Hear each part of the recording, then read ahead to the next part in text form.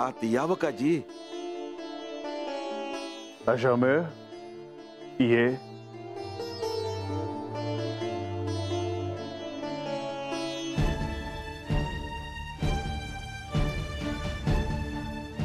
शुभम भवतु.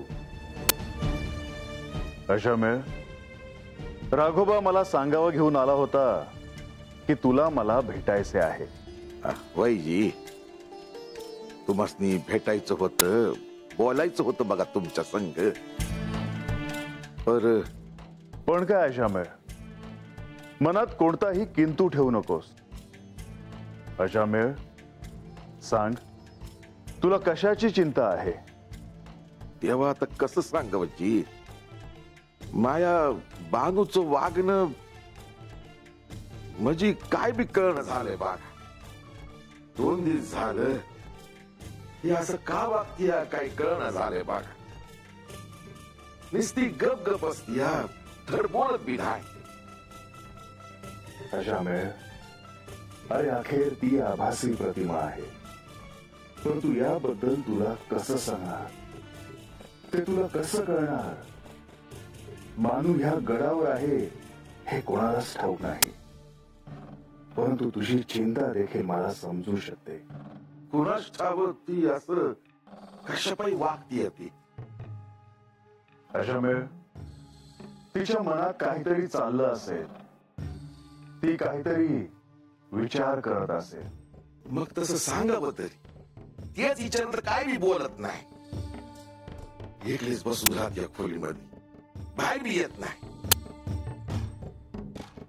देवा, एक विचारू का? विचार अशामेळ.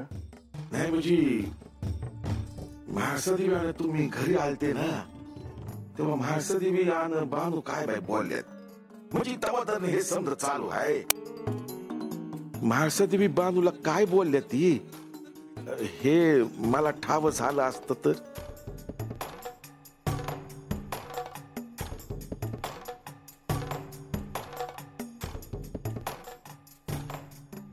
अशामेळ, म्हाळसेमध्ये आणि बानूमध्ये जे काही बोलणं झालं ते मला नाही सांगता येणार. आता तुम्हीच असं म्हणला सा, म्या तरी काय करावं सांगायची? पोरीच्या काळजीनं जीव तिळ तुटतोय मास.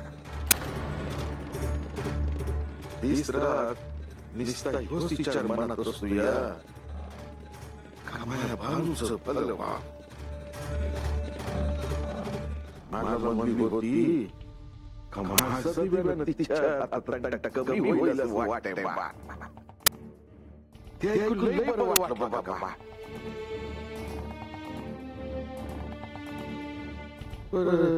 आता धड काय बोलला ना हो, मला तर काय सुचना झालंय बघा. देवा, तू वाटावाची. अशामेळ, तू मला अत्यंत प्रिय आहेस. चंदनपुरीच्या वस्तीतील प्रत्येक जण मला प्रिय आहे. तू बानूचा पिता आहेस, म्हणून बानूविषयी तुझ्या मनात जी चिंता आहे ती मला समजते. परंतु अशामेळ, बानूला आता ह्या क्षणी जशी आहे तशीच राहू दे. हे सर्व का घडत आहे हे जर मी तुला आता सांगितले तर तुझ्या ध्यानात नाही येणार. बरं असं काय होणार आता? मला हवं आहे, म्या तुम्हाला असं विचारणं बरोबर आहे. बरं, माया बानूची काळजी वाटते म्हणून विचारलं बघा. माया बानूवर तुमचा आशीर्वाद असला द्या, हेच मागणं आहे माझं. अशामेळ, मी तुला एक गोष्ट सांगतो, ती मात्र ध्यानात ठेव. जी देवा. आता काही कालावधीनंतर बानू पुन्हा पूर्ववत वागू लागेल, तेव्हा तुझ्या मनातील चिंता दूर कर. परंतु अशामेळ, तिला मात्र ह्या क्षणी काहीच बोलू नकोस. तिला काही विचारायचा आग्रह देखील करू नकोस. तिच्याकडून काही तुला कळेल अशी अपेक्षा देखील ठेवू नकोस. तिच्याकडून काही कळलं तर उत्तमच आहे, परंतु अजामिळ त्यासाठी तू तिला आग्रह नको करू. अरे देवा, तुम्ही सांगते ते ध्यानात ठेवीन बघा मी. आता लवकरच गडावर शक्तीपीठाच्या महतीचे आख्यान सुरू होईल, जे बानूसाठी अत्यंत महत्त्वाचे असेल. तिला देखील शक्तिरूपाची आराधना करायला सांगितलं होतं. त्यामागचे प्रयोजन काय आहे, ते कशासाठी आहे, ते दिव्य शक्तिरूप म्हणजे काय आहे, असे अनेक प्रश्न बांधला पडले. परंतु अजामिळ ते तिच्या आत्मज्ञानाच्या मार्गासाठी अत्यंत महत्त्वाचे असते. परंतु अजामिळ त्यासाठी बानूने सिद्ध व्हायला हवं. हे शक्तीपीठाचे आख्यान अत्यंत महत्त्वाचे आहे, प्रबळ आहे, पुण्यदायी आहे. तेव्हा अजामिळ आता तू निश्चिंत राहा. शुभम भवतु.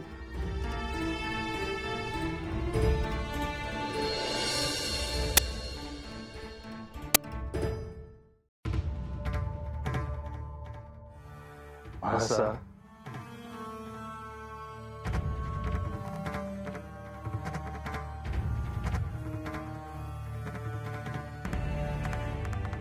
आता कसला विचार करते आहेस? आपण सर्व काही बानूशी तर बोललो आहोत. बानूला सत्य समजावं म्हणून आपण पुन्हा आख्यानाचा आधार घेतो आहोत. परंतु आपण हे एकत्र ठरवलं आहे. हो, पण बानूला सूक्ष्म ध्यानाने इथे आणलं यासाठी नाही. पण मग आता काय करावं असं तुला वाटतं? मी त्याचाच विचार करते आहे. आम्ही आत यावं का? बंधू, हे काय अनुमती का मागता आहात? या ना.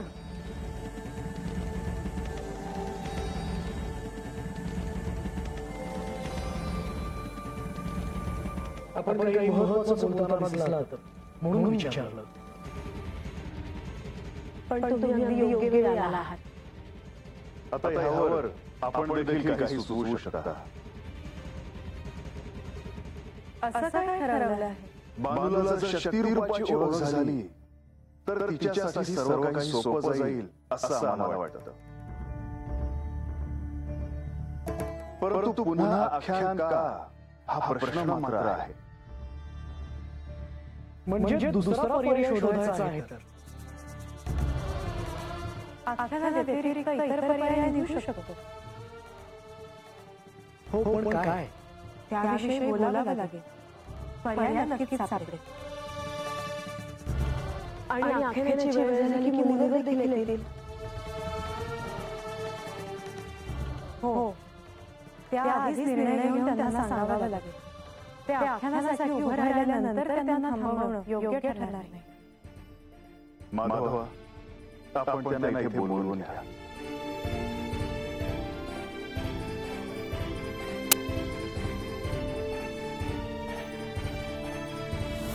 नारायण नारायण. प्रभू, आपण मला बोलवले? काय आज्ञा आहे?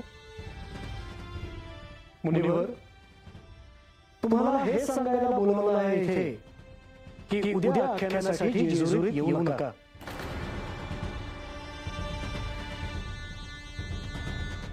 माझ्याकडून काही चूक झाली का प्रभू?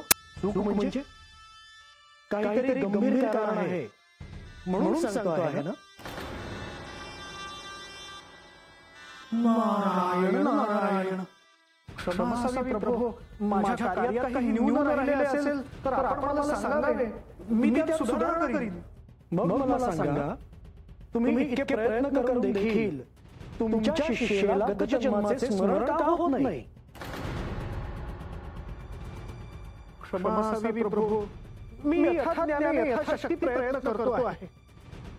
श्री म्हाळसादेवींना जसे सत्य कळले तसे ते बानूला कळावे अशी मला आशा आहे. मुनिवर, तुमचे आराध्य तुमची परीक्षा पाहत आहे. नारायण नारायण. प्रभू, माझे प्राण माझ्या कंठाशी आले होते.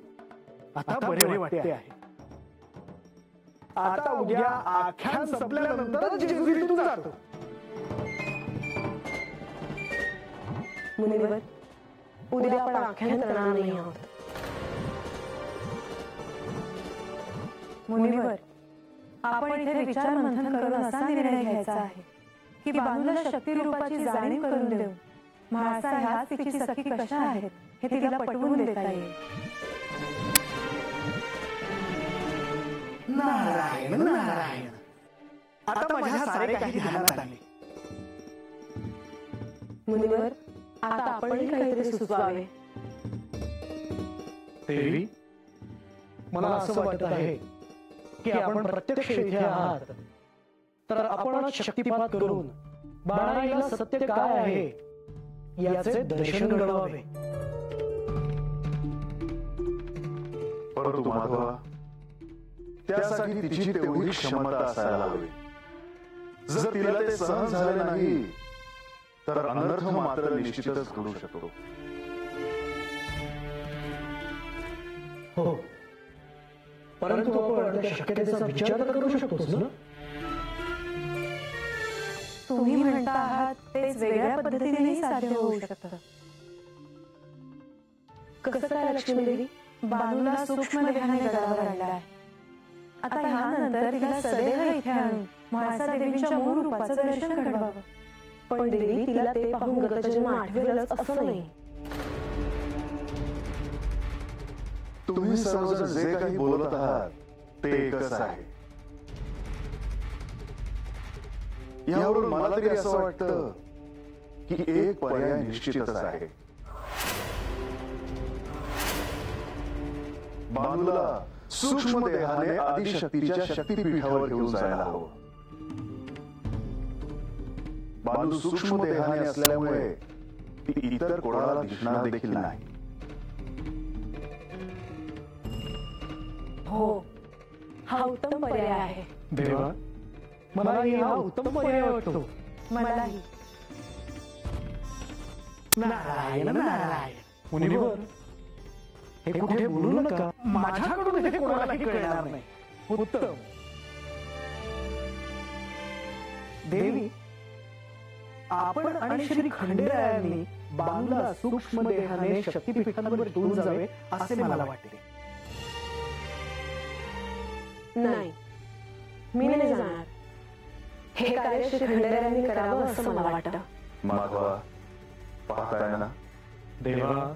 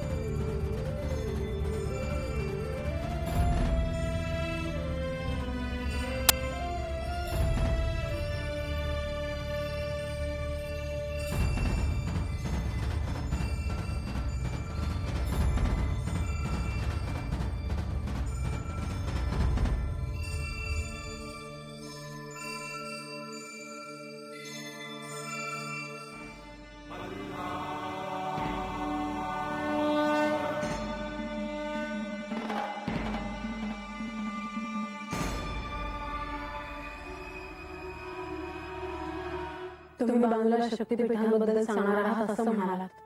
होय. हे कार्य लवकरात लवकर कसं होईल या क्षणी तुम्ही त्याचा विचार करत आहात याची मला कल्पना आहे. कारण ते तसं घडणं हे आवश्यक आहे. बानूला आत्मज्ञान व्हावं यासाठी तू प्रयत्न करतच आहेस. सर्वजण प्रयत्नशील आहे, पण पण बानू मात्र अजूनही संभ्रमातच आहे. पण यातून बानूला काहीतरी कळेल याच्यात काही शंका नाही. काय झालं? बानूला त्या शक्तीपीठांबद्दल सांगताना मला ते सारं पुन्हा आठवेल. दक्षाने केलेल्या अपमानामुळे क्रोधित झालेल्या सतीने आपल्या देहाचा त्याग केला आणि त्याचे परिणाम साऱ्या सृष्टीवर झाले. ते घडणं स्वाभाविकच होतं.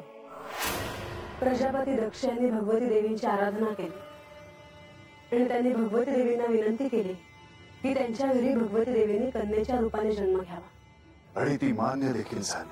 पण त्यावेळी देवीने त्यांना सांगितलं की माझा जर अवमान झाला तर मी देहाचा त्याग करेन.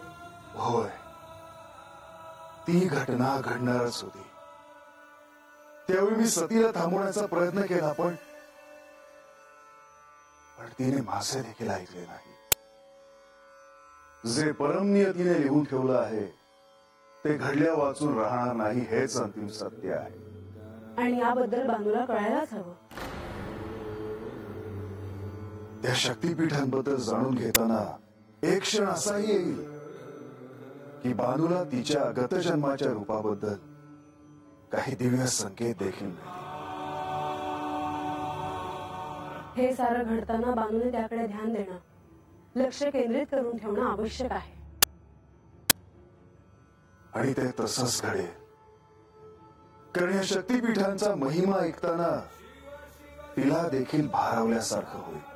त्यातून ती सूक्ष्म देहाने जाणार आहे आणि तिचा शुभ लहरींशी संपर्क देखील होईल.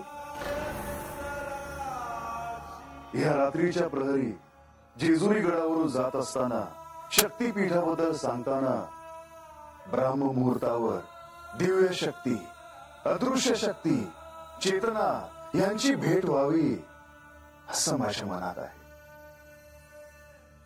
मला आता निघायला हवं कारण बानूला ह्याबद्दल काहीच कल्पना नाही. हो, येतो.